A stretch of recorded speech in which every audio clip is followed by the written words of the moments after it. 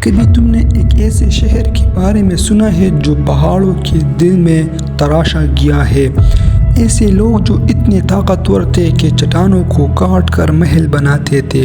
یہ تھے قوم سمود، پتھر کے شہر والے لوگ۔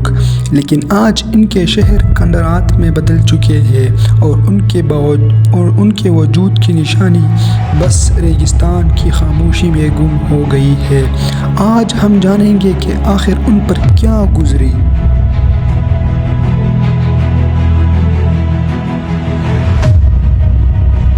تاریخ بتاتی ہے کہ قوم سمود قوم عاد کے بعد آئی۔ یہ لوگ حجاز اور اردن کے درمیان ایک وادی میں آباد تھے جسے آج ہم مدائن صالح یا الحجر کہتے ہیں۔ یہ لوگ نہ صرف طاقتور تھے بلکہ اپنے انجینئرنگ اور ہنر میں کمال رکھتے تھے۔ وہ پہاڑوں کو کاٹ کر شاندار گھر، محلات اور مقبرے بناتے تھے۔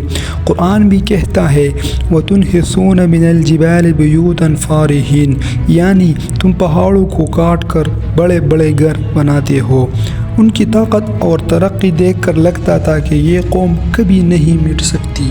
اللہ نے ان کی ہدایت کے لیے حضرت صالح علیہ السلام کو بھیجا۔ انہوں نے کہا اے میری قوم، اللہ کی عبادت کرو، وہی تمہارا رب ہے۔ لیکن یہ لوگ غرور میں ڈوب گئے۔ انہوں نے ایک نشانی مانگی اور پھر اللہ نے ان کو معجزہ دیا۔ ایک اونٹنی جو پہاڑ سے نکل آئی۔ حضرت صالح علیہ السلام نے کہا یہ اللہ کی نشانی ہے، اسے نہ ستانا۔ لیکن قوم سمود نے اپنی ضد میں آ کر اسی اونٹنی کو مار ڈالا۔ اسی لمحے ان پر اللہ کا عذاب نازل ہوا۔ قرآن کہتا ہے کہ اچانک ایک زوردار چیخ، ایک خوفناک زلزلہ ان پر آیا اور جو شہر کبھی طاقت اور شان کی علامت تھی وہ لمحوں میں کھنڈر بن گئے۔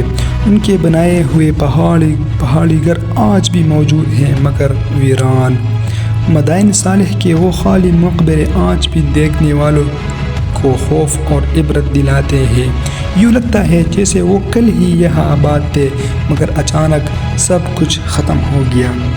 آج کے سائنسدان بھی حیران ہیں کہ بغیر جدید اوزاروں کے یہ لوگ اتنی عظیم شان محلات پہاڑوں میں کیسے بنا گئے۔ یہ مسٹری آج تک حل نہ ہو سکی۔ لیکن اسلام ہمیں بتاتا ہے کہ اصل سبق ان کی تباہی میں ہے، نہ کہ صرف ان کی تعمیرات میں۔ اللہ نے قرآن میں فرمایا، ترجمہ، وہ اپنی بستیوں میں گھٹنوں کے بل گرے رہ گئے۔ ان کے محلات باقی رہ گئے مگر ان کے مکین مٹی میں مل گئے۔